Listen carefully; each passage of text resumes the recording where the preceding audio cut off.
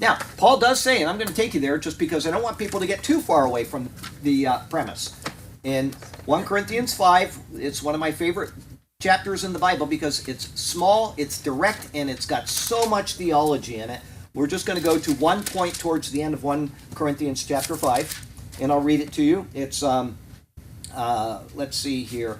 I'll start in verse 9, okay? And this is going to close out the chapter. It's just a very short chapter. But he said, I wrote to you in my epistle not to keep company with sexually immoral people. So he wrote that to him. Don't deal with sexually immoral people. Don't hang around with sexually immoral people. But then he realizes, I may have told them something that they don't understand what I'm talking about. He said, yet I certainly did not mean with the sexually immoral people of this world, or with the covetous, or extortioners, or idolaters, since then you would have to go out of the world. He's saying it's fine. If you have a friend that's sexually immoral, that's not a Christian, be his friend. You're the only light he's going to get. He's not telling you not to associate with people, and in fact, he's telling you exactly the opposite. Just what Jesus did. He went and hung around with the tax collectors and sinners. He's saying, be with these people.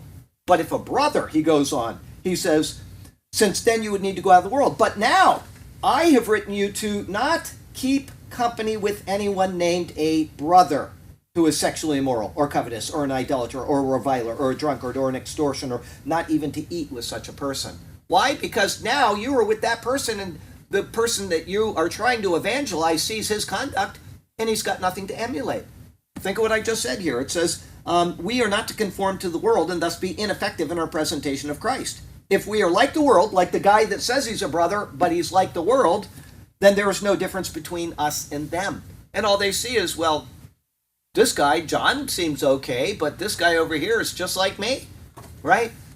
Don't do that. Do not hang around with Christians that claim to be Christians that are not living the life for Christ, because you will be ineffective in your testimony towards other people, and you will also come down to their level at some point. It's inevitable to happen. But if you got somebody that is living for the world and he's not a Christian, hang around with him. Be a light for him. Just don't conform to the world for his sake. Instead, be above the world and be the light to him that you should be. Okay,